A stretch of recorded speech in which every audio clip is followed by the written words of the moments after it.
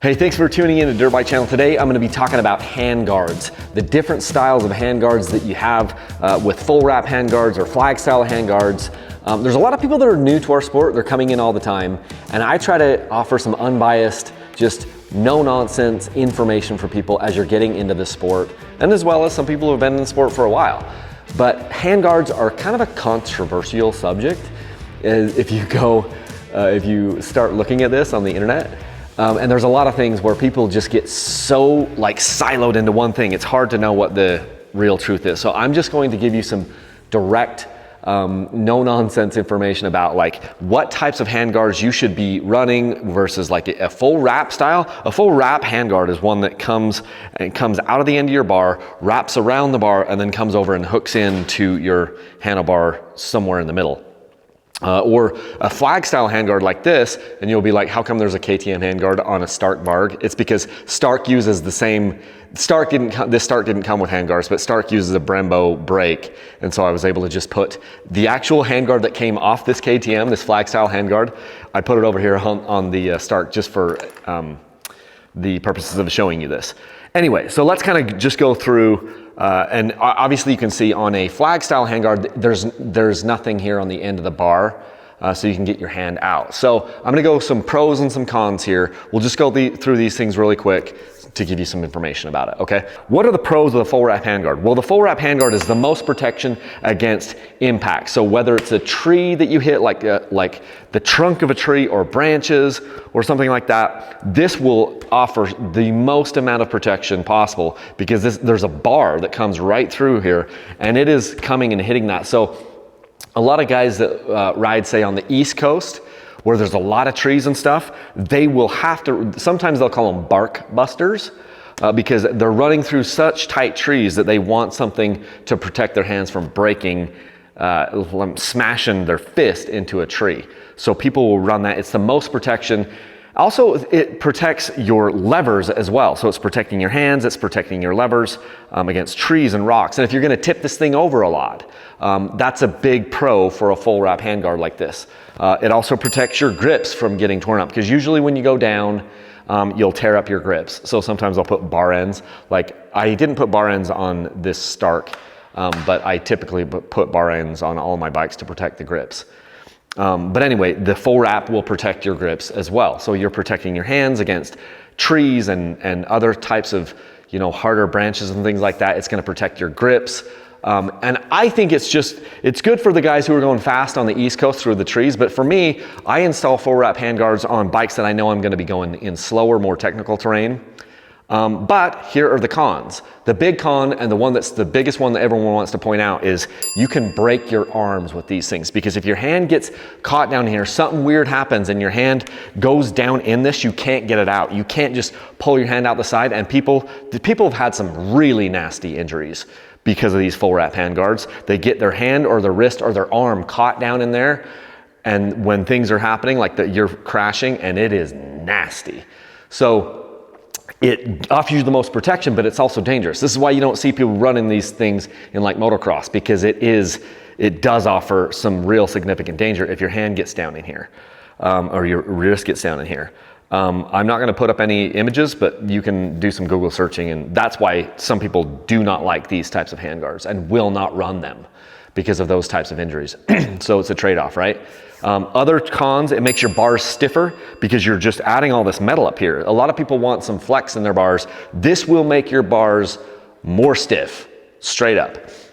For me, I'm not that big of a hard charger, and I don't have as many problems on my wrists and my elbows and my shoulders yet. And so it isn't that big of a deal. It also makes it harder to run a bar pad. With the way that this one is set up, I basically can't run, especially with the way this mount is. This is an XCW, but it actually came with XC triple clamps and the XC mount up here. So I can't even put the XCW bar pad on this. So I'm basically just gonna be running this bar padless. And then also the full wrap handguards are heavier. So that's just a thing, all right? Let me see if I can move over here. I probably move over here to the old flag style. Oh gosh. Okay. All right. Flag style handguards. I don't know why I needed to move over here just to talk about this, but it's fun. I like sitting on these bikes. So with the flag style handguards, it's a good middle ground of protection. It does offer some protection against some softer branches.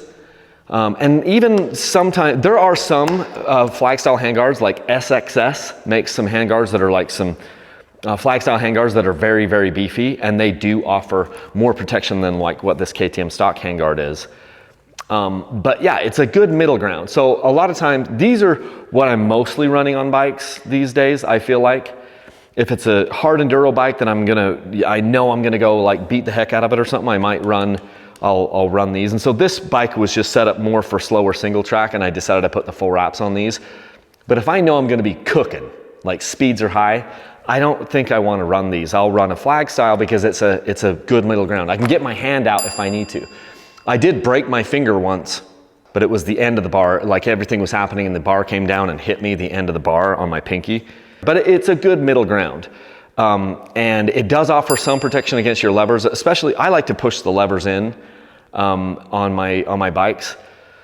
And hopefully the flag is the first thing that hits the ground. And if you've got like Teflon tape under your levers, kind of like this, then everything can move around and you probably won't break anything. So it's a good middle ground. It also, so in addition to it protecting you from some of those softer branches and mud or roost or whatever, that's where a lot of people will use these. Even in moto, if it's a muddy track or a track that has like a lot of rocks, they'll put a flag style handguard on here to protect against all the roost coming back and hitting your hand and hitting your fingers and your knuckles.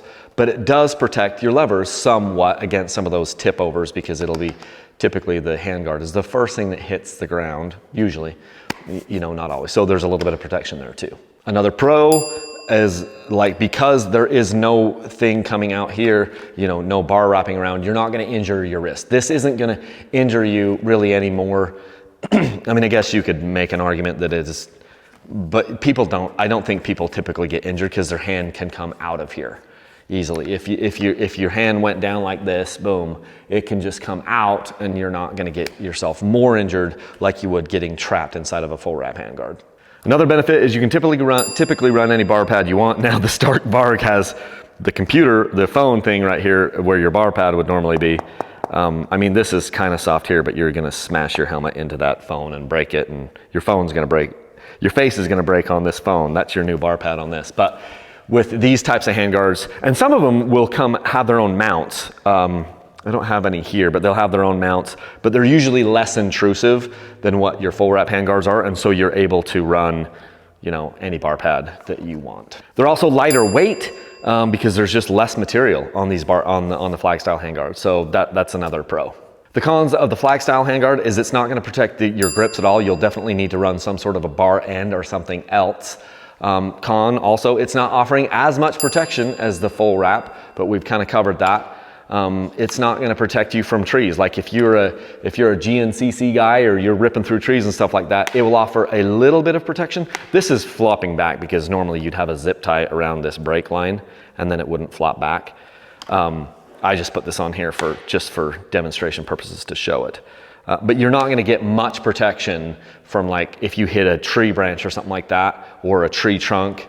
The flag guard is going to be marginally protective. It's going to be better than nothing, you know. And so that's usually why, and those are really the only cons I can think of. That's usually why I will run a flag style handguard.